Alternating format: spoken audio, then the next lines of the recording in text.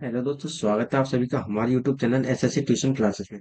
दोस्तों, आज जो हम करने जा रहे हैं नंबर सिस्टम का पार्ट 3 है। ये एक सीरीज चल रही है नंबर सिस्टम की। और उसके बाद हम आगे भी चैप्टर करते रहेंगे जो कि कॉम्पिटिटिव एग्जाम की दृष्टि बहुत ही ज्यादा इंपॉर्टेंट है।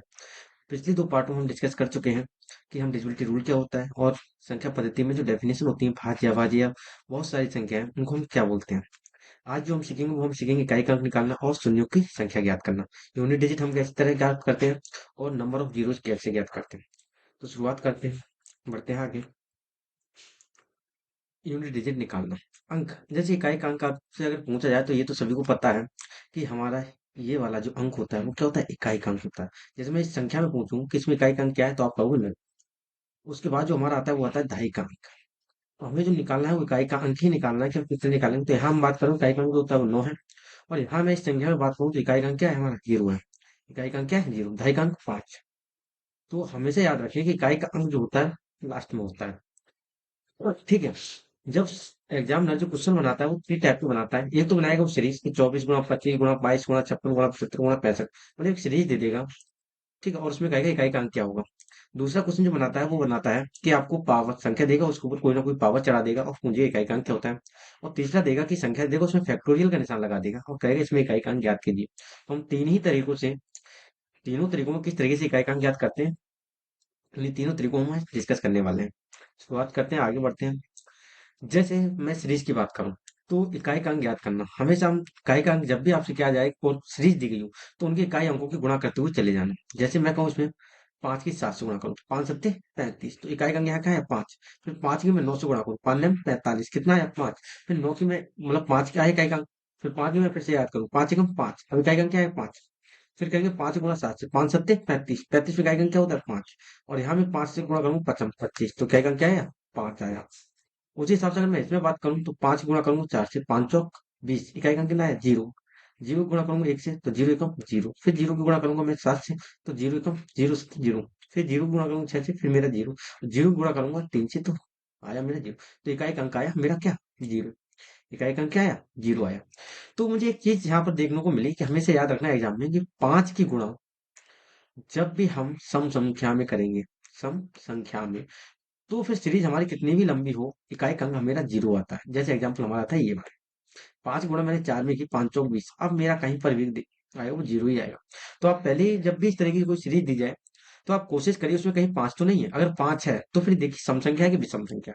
अगर 5 की संख्या हम सम संख्या से करेंगे तो 0 आएगा, और 5 की संख्या साथ अगर कोई भी सम संख्या नहीं है, क्या है विषम संख्या है, तो हमेशा इकाई का अंक 5 आएगा। जैसे इस वाली सीरीज में चला था, 5 सत्ते 35, फिर आया 5, 5 नम 45, फिर आया 5, 5 एकम 5, और फिर 5 सत्ते 35, फिर आया 5, 5 एकम 25, फिर आया 5। ठीक है। अब इस वाली सीरीज में आ जाओ, इसमें 9, तो 4 की गुणा करोगे 3 में, 7 तियां 12, 2 हासिल के। फिर 2 की गुणा करोगे 7 में, 2 सत्ते 14, इकाई का अंक 4। 4 की गुणा करोगे 8 में, 8 चौक 32, 2, और 2 नम 18, इकाई का अंक 8, और 8 दूनी 16, इकाई का अंक 6। इकाई का अंक क्या आ जाएगा, इसमें 6 आ जाएगा। इसमें कर लो, देखो मैंने 5 देख लिया, 5 है। अब इसमें देखो सम संख्या तो नहीं है, तो देखो ये है 4, तो इकाई का अंक कितना हो जाएगा 0। इसमें देखो 5, अब इसमें कोई और संख्या देख लो, 1, 1 7 9 7, मतलब इसमें कोई भी सम संख्या नहीं है, तो इसमें इकाई का अंक क्या हो जाएगा 5 हो जाएगा। आप निकाल के देख सकते हैं, 1 पंच 5, फिर 5 एकम 5, और फिर 5 की 7 से गुणा 5 सत्ते 35, फिर 5 5 नम 45, फिर 5, और 5 सत्ते 35, फिर 5। ठीक है। तो कोई भी सीरीज अगर दे रखी है तो उसके इकाई के अंकों को गुणा करते हुए चले जाइए, और जो लास्ट में डिजिट आता है वही हमारा हुआ इकाई का अंक। और 5 अगर आपने देख लिए तो वही देख ली, 5 के साथ अगर कोई सम संख्या है तो 0, और 5 के साथ कोई सम संख्या नहीं है विषम संख्या है तो 5। ठीक है। आगे चलते हैं, आगे चलते हैं पावर का हम कैसे निकालते हैं। जैसे इन्होंने दे रखा है 1025 की पावर 940, 129 की पावर 812, 213 की पावर 526, 254 की पावर 254, और 711 की पावर 4567। ठीक है ना। इसमें हम पावर में कैसे निकालते हैं, पावर के निकालने के पहले ये समझो कि अगर आपको कोई भी संख्या की पावर दे रखी है तो जो पावर दे रखी है तो उसको हमेशा डिवाइड करोगे 4 से, उसको डिवाइड करोगे 4 से, और उसके बाद जो शेषफल बचेगा, जो शेषफल बचेगा वो उस संख्या के ऊपर, उस संख्या के ऊपर पावर में चढ़ा दोगे। ये ध्यान रखना, उस संख्या के ऊपर पावर में चढ़ा दोगे, किसको, शेषफल को। किसको चढ़ा दोगे, शेषफल को, 4 से डिवाइड करने पर। दूसरी बात, अगर मान लो शेषफल हमारा क्या बचता है, शेषफल हमारा बचता है 0, तो जो पावर हम लिखेंगे वो कितनी लिखेंगे, पावर हमारी कितनी लिखी जाएंगी 4 लिखी जाएंगी, ठीक है ना। ये याद रखना कि पावर को हमें डिवाइड करना है 4 से, और 4 के बाद जो शेषफल बचेगा उस शेषफल को हम उस संख्या के ऊपर चढ़ा देंगे पावर के रूप में। और अगर पावर हमारा शेषफल 0 बचता है तो पावर हमेशा 4 रहेंगी, ठीक है ना। देखते हैं इन सवालों को। जैसे 1025 940, तो 940 जो पावर है उसको हम डिवाइड करेंगे 4 से, और 4 का मैं डिविजिबिलिटी रूल में पढ़ा चुका हूँ कि आखिर की दो संख्या देख लो वो कटती है कि नहीं है। तो 4 से मैं काटूंगा 40 पूरा पूरा कट जाता है, इसका मतलब ये संख्या पूरी पूरी कट जाएगी। ये संख्या हमारी पूरी पूरी कट जाएगी, तो हमारा शेषफल क्या बचेगा? 0। क्या बचेगा? 0। तो मैं पावर मानूंगा 1025 की कितनी पावर चढ़ाऊंगा? 4। कितनी पावर चढ़ाऊंगा? 4, ठीक है ना। जब मैं 4 पावर चढ़ाऊंगा तो ये इकाई का अंक क्या है? 5। इकाई का अंक क्या है? 5।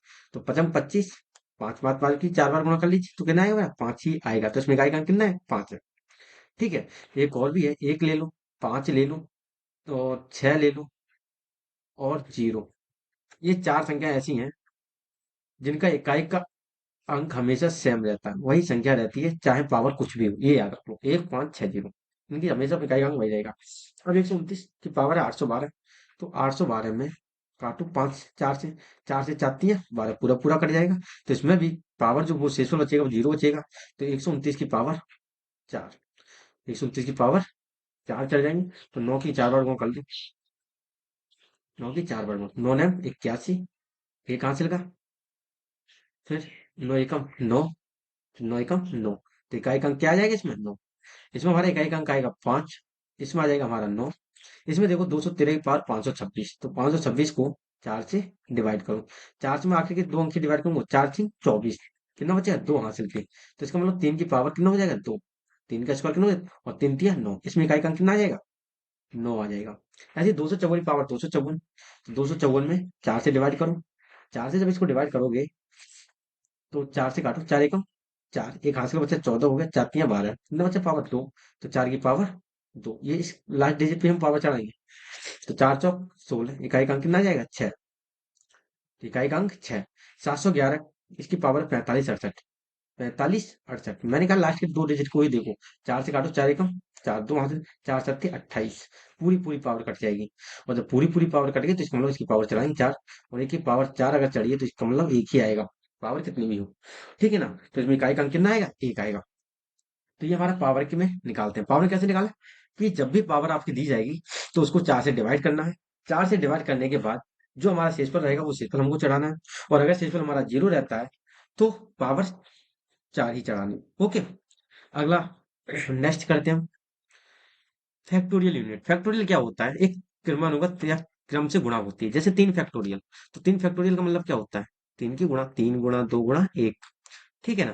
फैक्टोरियल थोड़ा हम समझ लेते हैं पहले कि फैक्टोरियल होता क्या है और किस तरह से हम निकालते हैं उसके बाद हम इन सवालों को निकालेंगे,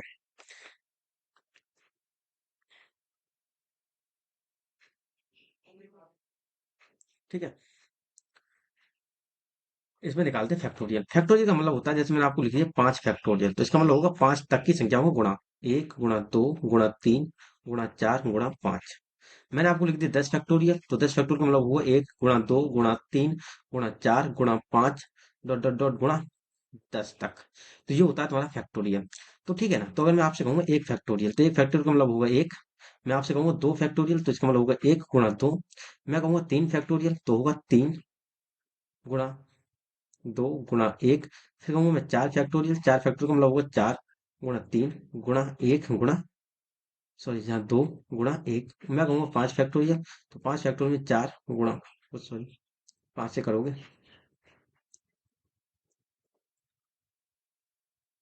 5 फैक्टोरियल का मतलब 5 से गुणा करोगे, 5 गुणा 4 गुणा 3 गुणा 2 गुणा 1, ऐसे 6 फैक्टोरियल, 6 गुणा 5 गुणा 4 गुणा 3 गुणा 2 गुणा 1, ठीक है। ये रहेगा। तो यहाँ मैं कहूंगा एक फैक्टोरियल में इकाई का अंक ना आया तो आप कहोगे 1, इसमें आएगा 2 फैक्टोरियल में 2, 3 फैक्टोरियल में 3 दूनी 6, और यहाँ करोगे 4 3 12 दूनी 24, तो इकाई का अंक आएगा इसमें 4। इसमें करोगे 5 चौक 20, ठीक है ना। 5 चौक 20, 20 3 60, और 60 दूनी 120, तो 120 इकाई का अंक आएगा 0। अब इसमें भी जब गुणा करोगे तो इकाई का अंक में कहीं भी हम गुणा करेंगे 0 में, किसी भी संख्या का गुणा होता है तो क्या होता है 0, तो हमेशा क्या आएगा? 0 आएगा। तो हमेशा याद रखो कि 5 फैक्टोरियल के बाद, 5 फैक्टोरियल के बाद इकाई का अंक हमेशा 0 आता है। 5 फैक्टोरियल के बाद इकाई का अंक क्या आता है? 0 आना है आपको। ठीक है ना। 5 फैक्टोरियल के बाद 5 फैक्टोरियल से पहले देखना है, 5 फैक्टोरियल से पहले देखना है कितना इकाई अंक बन रहा है। लेकिन 5 फैक्टोरियल के बाद जितने भी फैक्टोरियल में आपसे पूछा जाएगा उसमें इकाई अंक क्या बनेगा, जीरो बनेगा। कैसे बनेगा वो मैंने आपको बता दिया, क्योंकि 5 फैक्टोरियल में आपका आ गया जीरो। अब इसमें किसी भी संख्या का तुम गुणा करोगे तो इकाई अंक में तो जीरो ही रहने वाला है। ठीक है, तो देखते हैं जैसे 3 फैक्टोरियल, तो 3 फैक्टोरियल का मतलब क्या हुआ, 3 गुणा 2 गुणा 1, तो 3 दूनी 6, तो इकाई का अंक क्या बनेगा, 6 बनेगा। 1120 मैंने कहा 5 फैक्टोरियल जितनी भी वैल्यू होगी उसमें इकाई का अंक क्या बनेगा, जीरो। 7 फैक्टोरियल इकाई का अंक जीरो क्या बनेगा, जीरो। अब ये इन्होंने दिया है 1 factorial, 2 factorial, 3 factorial, 4 factorial, 5 factorial. तो 5 से ऊपर जितने भी फैक्टोरियल का जो बनेगा उसमें इकाई का अंक क्या बनेगा, जीरो बनेगा। इसको कर लीजिए, जैसे भी मैंने 1 फैक्टोरियल खोला तो 1 आया था, 2 फैक्टोरियल को खोला तो 2 का 2 एकम 2, 3 को खोला तो 3 दूनी 6 आया था, और 4 को खोला तो 6 चौक 24 आया था। ठीक है, इसमें जीरो आ गया। अब इनमें इकाई का अंक जोड़ ली, 2 और 1 3, 3 और 6 9, 9 और 4 13, तो जोड़ के मेरा आया 13। तो इकाई का अंक में कितना आया, 3, तो इसमें इकाई का अंक कितना बन जाएगा, 3 बन जाएगा। इकाई का अंक क्या बन जाएगा मेरा, 3 बन जाएगा। ठीक है ना। तो फैक्टोरियल में हम क्या करते हैं, वो तोड़ लेते हैं। तो 4 फैक्टोरियल तक ही हम संख्या रखते हैं। बाकी अगर 4 फैक्टोरियल से ऊपर कोई भी अगर आपको संख्या दे रखी है तो इसका मतलब उसमें इकाई का अंक जीरो बन जाएगा। ठीक है, ये 3 प्रकार के संख्या वाले थे। अब देखते हैं हम नंबर ऑफ जीरो निकालना, संख्याओं की संख्या ज्ञात करना। मैंने यहाँ पर दो संख्या आपको दे रखी है, दो संख्या आपको दे रखी है। जैसे ये संख्या देखिए, इसमें मैं इसमें कहूँ इसमें कितने जीरो हैं, इसमें कितने जीरो और इसमें कितने जीरो हैं। तो आप इसमें कहोगे इसमें 3 जीरो हैं, इसमें कितने जीरो हैं, 3 जीरो। और मैं इसमें कहूंगा इसमें कितने जीरो हैं, तो मैं कहूंगा इसमें एक भी शून्य नहीं है, इसमें एक भी नहीं है। क्यों, क्योंकि हम जो जीरो गिनते हैं वो बीच में नहीं गिनते हैं। ये मत गिनना कि ये बीच में 3 जीरो है। हमेशा जो शून्य गिने जाते हैं वो अंत वाले शून्य गिने जाते हैं। कौन से वाले, अंत वाले। अंत में कितने शून्य लगे हैं, तो वही हमारे शून्यों की संख्या ज्ञात की जाती है कि अंत में कितने शून्य लगे हुए हैं। अगर मैं आपसे कहूँ शून्य बनता कैसे है, फॉर्मेशन ऑफ शून्य, formation of zero, formation of zero, formation of zero कैसे बनता है, तो आप कहोगे 5 गुणा 2, 5 और 2 की गुणा जब भी हो जाएगी तो हमारा 10 आता है, और 10 में एक जीरो आ जाता है। अब ये मत कहना कि 5 गुणा 4 भी 20 होता है और इसमें एक जीरो बन रहा है, क्योंकि जी 4 को भी हम इस तरह लिख सकते हैं 2 गुणा 2, तो जो जीरो बना है वो 5 गुणा 2 के फॉर्मेशन से ही बना है।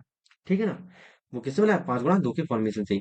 तो हमेशा याद रखो जो जीरो बना है 5 गुणा 2 की गुणा करने पर बनता है।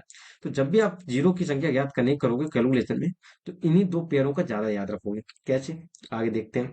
एक बात तो यहाँ पर कंफर्म कर लेना कि जब भी आपसे जीरो पूछा जा रहा है तो इसका मतलब ये पूछा जाएगा एग्जाम में कि अंत में कितने जीरो आएंगे, ये नहीं कि बीच वाले बताओ कि इसमें भी 3 है, इसमें एक भी जीरो नहीं काउंट होगा, इसमें 3 जीरो माने जाएंगे। ठीक है, देखते हैं। जैसे मैं आपसे कहूँ 2 गुणा 2 गुणा 2 गुणा 5 गुणा 5, तो इसमें कितने जीरो होंगे, तो मैंने कहा था अभी जो जीरो बनता है वो 5 गुणा 2 के फॉर्मेशन से बनता है। तो आप कहोगे 5 गुणा 2, एक तो ये जीरो बनेगा और एक बनेगा 5 गुणा 2, एक जीरो ये बनेगा। तो इसमें जो जीरो की संख्या होगी वो कितनी होगी, 2 होगी।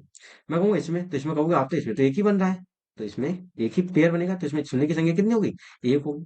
इसमें कहोगे तो इसमें कहोगे 5 गुणा 2 और 5 गुणा 2, तो इसमें भी कितने पेयर बनने हैं, केवल 2 पेयर बनने हैं। तो इसमें भी शून्य की संख्या कितनी हो जाएगी, 2 शून्य की संख्या हो जाएगी। तो हमेशा याद रखो कि जब भी 5 गुणा 2 का आपको पेयर दे रखा होगा और आपसे पूछा जाएगा शून्य कितने बनेंगे, तो उसमें यही कोशिश करो कि 5 और 2 के कितने पेयर बनाए। और सबसे कम पेयर किसके बनेंगे, जो सबसे कम संख्या होगी। जैसे इसमें 5 देखो, दो दो बार 3 बार लिखा था लेकिन 5 लिखा था 2 बार, तो पेयर हमारे कितने बने, 2, जिसकी कम घात है। इसमें देखो 5 5 तो कई बार लिखा था लेकिन 2 एक ही बार लिखा था, तो इसका मतलब इसमें एक ही थी बना, पेयर ही एक ही बन रहा है, तो इसमें एक ही होगा। इसमें मैंने कहा कि इसमें पेयर कितने हैं, तो 2 तो कई बार लिखा लेकिन 5 2 बार है, तो पेयर ही हमारे 2 बने, तो 2। तो जाहिर सी बात है कि जब भी पेयर बनाने की बात होगी 5 और 2 की, तो जिसकी संख्या कम होगी शून्य उतने ही होंगे। अब मैंने कहा 2 की पावर 7 है और 5 की पावर 5 है, तो इसमें शून्य कितना संख्या होगी, तो जो कम है 5 की पावर 5, तो इसका मतलब शून्यों की संख्या भी कितनी होगी, 5, क्योंकि 5 ही पेयर बनेंगे। यहाँ 2 की पावर 15, 5 की पावर 16, तो कौन सा कम है, 15, तो इसका मतलब शून्यों की संख्या 15। ठीक है ना, शून्यों की संख्या 15। अब आगे कुछ सवाल और करते हैं। जैसे मैंने आपसे कहा 1 2 3 4 5 6, और इसको कैलकुलेट करते हुए चला गया 30 तक, तो इसमें आप बताइए नंबर ऑफ जीरो कितने बनेंगे, नंबर ऑफ जीरो कितने बनेंगे। तो मैं अगर आपसे इसमें बात करूं तो देखो 2 आएगा, 6 आएगा, फिर 8 आएगा, फिर 10 आएगा, 10 के बाद 12 आएगा। इन सब में देखो 2 का पेयर ज्यादा बन रहा है, 2 गुणा 3, 2 गुणा 2 का होल स्क्वायर, और ये 4 भी आ रहा है तो 2 का होल स्क्वायर। तो मतलब 2 के तो पेयर कई एक सारे बनेंगे। मैंने कहा था पेयर किसके निकालने हैं आपको, जिसके कम पेयर बने, जिसके पेयर कम बनेंगे। बाकी तो और किसी से फॉर्मेशन होगा ही नहीं, जीरो तो बनेगा ही नहीं। 3 की गुणा 1 से कर लो, 3 की गुणा 5 से कर लो, जीरो बनेगा नहीं। 3 की गुणा 2 से कर लो, केवल 5 और 2 के पेयर से। तो मैं कहूंगा 5 के पेयर कहाँ बनेंगे, तो आप कहोगे 5 का पेयर एक तो एक ये बनेगा, और फिर एक 10 में बनेगा, और फिर एक बनेगा 15 में, और फिर 20 में बनेगा एक पेयर, 25 में बनेंगे दो पेयर, और एक बनेंगे 30 में बनेगा एक पेयर। तो शून्यों की संख्या जितने पेयर पांच के बन रहे हैं उतनी हमारी शून्यों की संख्या हो जाएगी। तो एक, दो, तीन, चार, पाँच, छह, सात। तो शून्यों की संख्या हमारी कितनी हो जाएगी? सात हो जाएगी। अगर एक से लेकर आप 30 तक गुणा करेंगे तो शून्यों की संख्या हमारी आएगी सात। ठीक है ना? अब इसको निकालते कैसे? मैं जैसे अभी मैंने अभी बात की थी कि जब हम लगातार किसी भी संख्या को गुणा करते हैं वो हमारी क्या बनती है? फैक्टोरियल बन जाती है। तो क्या मैं 30 को 30 फैक्टोरियल लिख सकता हूँ? 30 फैक्टोरियल लिख सकता हूँ ना? जब 30 फैक्टोरियल लिख सकता हूँ तो इस तरह से मैं मान लेता हूँ कि एक से लेकर जो 30 तक की संख्या है वो 30 फैक्टोरियल है। तो एक तो ये तरीका आप इस तरह काउंटिंग कर लो कि उसमें कितने पांच के पेयर बन रहे हैं, और या फिर क्या तरीका है कि आप उसमें फैक्टोरियल में चेंज कर लो। तो आपने कहा यहाँ पर जो संख्या है वो 30 फैक्टोरियल है। जब 30 फैक्टोरियल जैसे ही आपने लिखा तो 30 फैक्टोरियल को 5 से आप डिवाइड कर दीजिए। जैसे आपने 5 से डिवाइड किए, 5 छक्का 30। ये संख्या अगर 5 से ज्यादा आ रही तो इसको एक बार फिर डिवाइड करोगे, तो 5 एकम 5, अब बार जाएगा एक का। शेषफल को हम नहीं लेते, शेषफल को हम नहीं लेते। पहले बार गया 6 का और फिर आ गया एक का, तो इनको आप काउंट कर लो। 6 और एक को जोड़ लो, कितना आ गया? 7। कितना है? 7। और ये भी देखो हमारे यहाँ पर भी आंसर कितना आया था? 7। तो एक ये तरीका है कि आप 5 से उस संख्या को डिवाइड करोगे और जब तक 5 से नीचे शेषफल नहीं आएगा तब तक उसको डिवाइड करते रहोगे। ठीक है? और उनको जो भागफल जो आता रहेगा हर बार उसको आप क्या कर लोगे? ऐड कर लोगे। तो 6 और 1 7। दूसरे एग्जांपल से समझते हैं।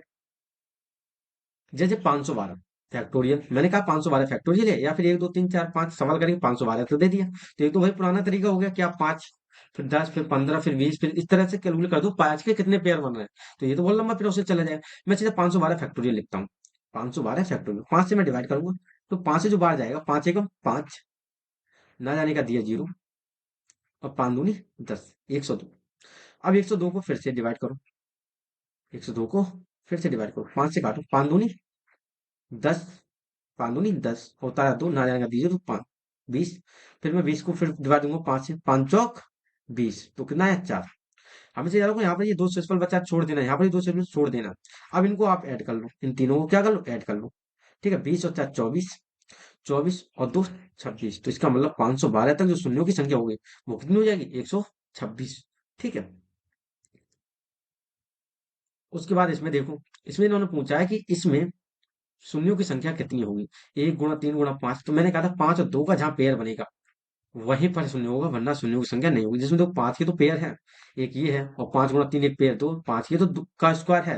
लेकिन देखो दो कहीं हमको नहीं दिख रहा, तो इसका मतलब शून्यों की संख्या इसमें कितनी होगी? जीरो, क्योंकि जब तक पांच गुणा दो का पेयर नहीं बनेगा तो शून्यों की संख्या हमेशा जीरो होती है। तो हमेशा याद रखो कि लगातार विषम संख्याओं का योग या विषम संख्याओं का गुणनफल, विषम संख्याओं का गुणनफल में हमेशा, विषम संख्याओं के गुणनफल में हमेशा शून्यों की संख्या कितनी होती है? जीरो होती है। अब मैं कहूँ आपसे सम संख्याओं की गुणा, जैसे मैं कहूँ दो गुणा चार गुणा छह गुणा आठ, और इस तरीके से मैं आपको गुणा करता हुआ चला जाऊं, तो इसमें शून्यों की संख्या आ सकती है, क्योंकि देखो 50 आएगा, 20 आएगा। ठीक है ना? उसमें पांच का पेयर बन रहा है, लेकिन इसमें हमारा सम संख्याओं में पांच का पेयर नहीं बन रहा। तो इसमें हमेशा याद रखो कि सम संख्याओं की आप जितनी बार गुणा करोगे हमेशा शून्यों की संख्या शून्य ही रहेगी, उसमें कोई भी शून्य नहीं आने वाला। ठीक है? आगे, what is the number of zeros at the end of 200 factorial? मतलब 200 फैक्टोरियल के या 200 फैक्टोरियल के अंत में शून्यों की संख्या क्या हो? तो वैसे ही बताया था, 200 को लिखो बटे 5 से काटो, 5 चौक 20, मतलब 40 बार जाएंगे। फिर 40 को काटो फिर से, 5 अट्ठे 40, फिर 8 को फिर काटो 5 से, 5 एकम 5, तीन हाथ शेष और छोड़ दो, इनको जोड़ लो, 40 8 48 और एक 49। तो ऑप्शन नंबर सी है राइट आंसर। ठीक है? तो आज के लिए इतना ही। हमने आज जो सीखा वो सीखा, हमने इकाई का अंक ज्ञात करना, इकाई का अंक ज्ञात करना, और उसमें सीखा हमने जीरो की संख्या निकालना, जीरो की संख्या निकालना। नेक्स्ट पार्ट में हम सीखेंगे कि किस तरीके से हम गुणनखंड निकालते हैं, गुणनखंड का निकालना सीखेंगे।